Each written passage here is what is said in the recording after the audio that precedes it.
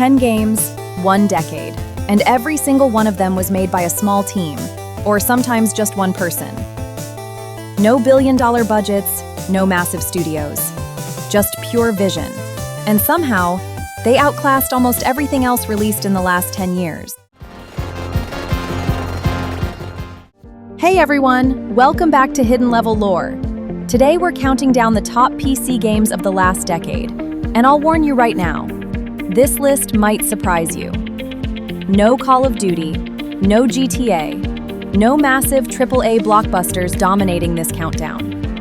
Because the last decade proved something important. The best PC games weren't always the most expensive ones. Whether you're hunting top PC games for low-end PC, looking for what to play in 2026, or just want to know what actually stood the test of time, we've got you covered. Subscribe if you love games that punch way above their weight. And drop a comment. Which decade-defining PC game ruined your productivity the most? Because I guarantee at least 3 of your answers are about to show up on this list. Let's go.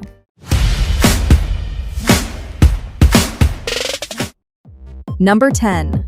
Hollow Knight. A tiny knight, a dying kingdom of insects, and one of the most beautifully handcrafted worlds ever put into a PC game. Hollow Knight is a Metroidvania, meaning you explore, get lost, get stronger, and slowly unlock a world that keeps revealing new depths. Combat is tight, brutally tight. Every hit matters. The boss fights? Some of the most jaw-dropping encounters in indie gaming history. And the lore, hidden in environmental details, in NPC dialogue, in silent moments, rewards players who pay attention. Downside? The difficulty will destroy beginners. Navigation can feel overwhelming without a clear map. Some sections drag when you're stuck. And emotionally? The story is told so subtly that casual players miss it entirely. But Hollow Knight proves that atmosphere alone can carry a game to legendary status.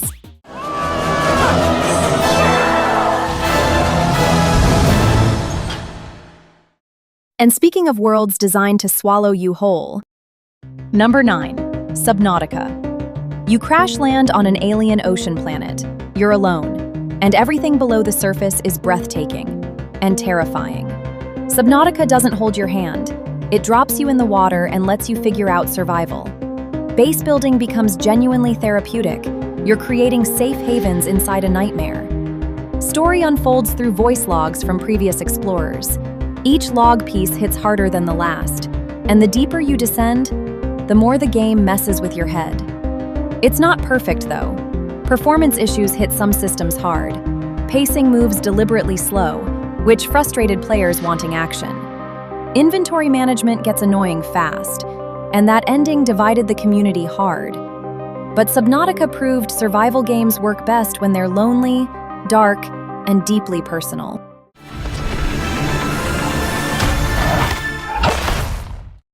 Now, if ocean depths feel claustrophobic, the next game takes a completely different approach to chaos. Number 8. Hades. Zagreus, son of the god of the dead, trying to escape the underworld, over and over and over. And somehow, it never gets old. Every run feels different. Every weapon changes how you play. Combat is fast, fluid, and devastatingly satisfying. But here's what separates Hades from every other roguelike. The story doesn't pause between runs. NPCs remember your last conversation. Relationships evolve. Characters grow. You're literally progressing the narrative through failure. Complaints? Roguelikes aren't for everyone. Repetition kills it if you need constant forward momentum. Some builds feel overpowered while others feel useless. And late-game difficulty spikes arrive without warning. But Hades made roguelikes emotionally intelligent. That's almost impossible. And they pulled it off.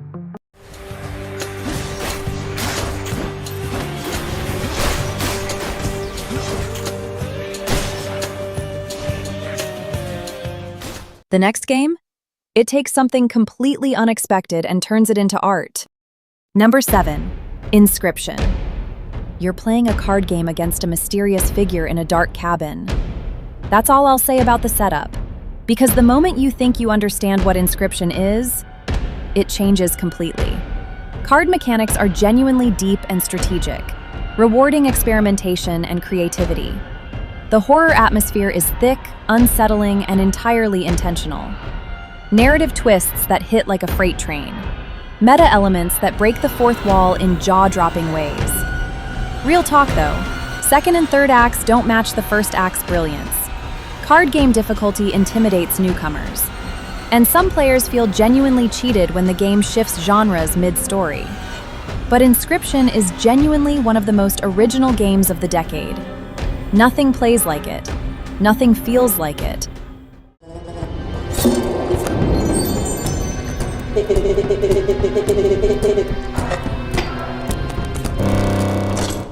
From genre-bending card games to a game with no business being this addictive. Number 6. Vampire Survivors. One developer, a few dollars, and somehow one of the most addictive PC games of the decade. You move. Weapons fire automatically. Enemies swarm. You survive as long as possible. That's genuinely all there is to it. But here's what makes it dangerous. Progression unlocks create a relentless loop that destroys entire evenings. Builds combine in unexpected ways that feel like discovering cheat codes. Character variety keeps runs fresh, and it runs on basically anything. True top PC game for low-end PC territory. Story? Basically non-existent. Graphics look deliberately retro, which isn't for everyone. And the gameplay loop gets repetitive if you're not chasing unlocks. But Vampire Survivors proved that fun doesn't need a budget. It just needs a brilliant idea executed with obsession.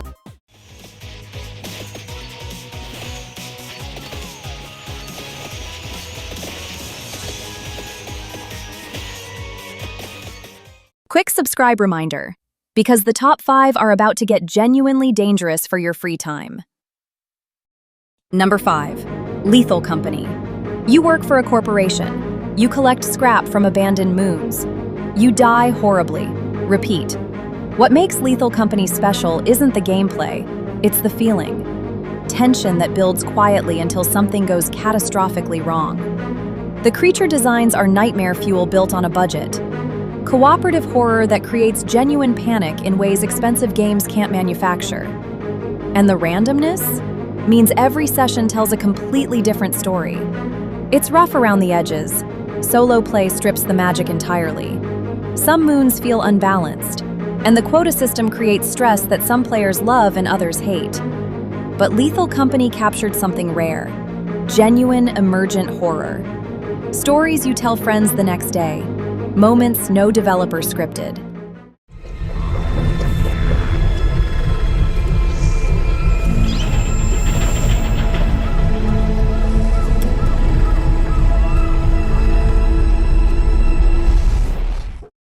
From corporate horror to something that rewards your brain differently. Number 4. Slay the Spire. Every card you pick matters. Every relic changes your strategy. Every floor presents decisions that ripple through your entire run.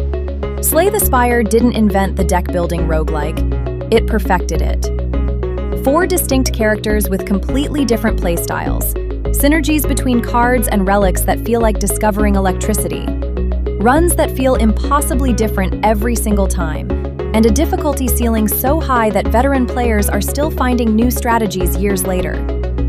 One real complaint: art style is functional at best. Character designs feel like placeholder graphics that never got upgraded. But Slay the Spire is one of the most purely satisfying PC games ever made. Strategy this deep shouldn't feel this accessible, yet here we are.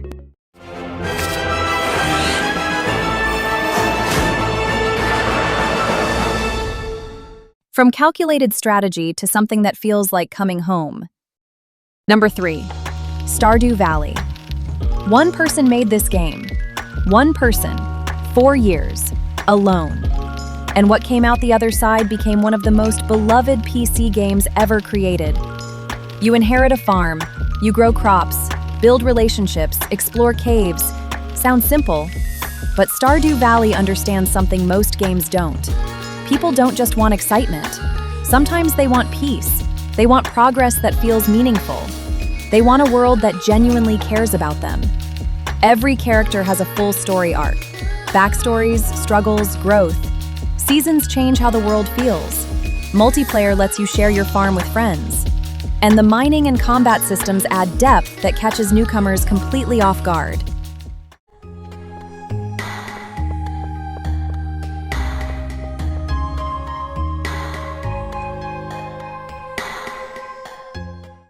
One honest downside: endgame content gets thin.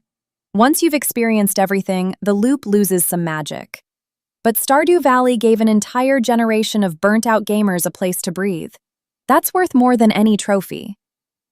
Our top two? They exist on a different level entirely. Number 2. Divinity Original Sin 2. Every character you meet has motivations. Every quest has consequences. Every combat encounter demands tactical thinking or punishes you brutally. Divinity OS 2 is the kind of RPG that makes you forget the outside world exists. 6 origin characters, each with a completely unique perspective on the story. Cooperative multiplayer where you and friends can genuinely disagree and argue in-game about choices. Environmental interactions that let creative players break encounters entirely. Writing that respects your intelligence. Voice acting that sells every emotional beat. And the freedom? Staggering. You can talk your way through encounters, fight your way through, or find a third option nobody expected. Controls have a learning curve that intimidates newcomers. Early game difficulty spikes without warning. If tensions do run high, take it to the Definitive Edition's new and improved Arena mode. Loaded with new maps, characters, and features to slug it out to the death. Divinity Original Sin 2 set a new standard for what RPGs could be.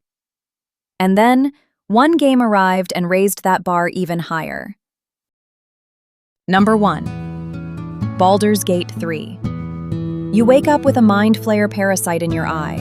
Everything after that? Entirely your decision. This game doesn't tell you a story. It hands you a world and watches what you do with it. Every conversation branches. Every quest can resolve in ways the developers didn't even fully anticipate. Companions feel like actual people, flawed, evolving, genuinely reacting to your choices. Combat demands tactical thinking that rewards patience and punishes arrogance.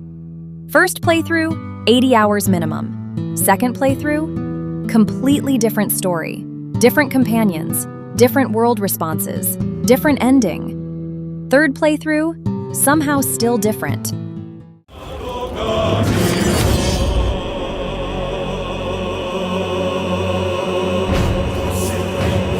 Bow before me.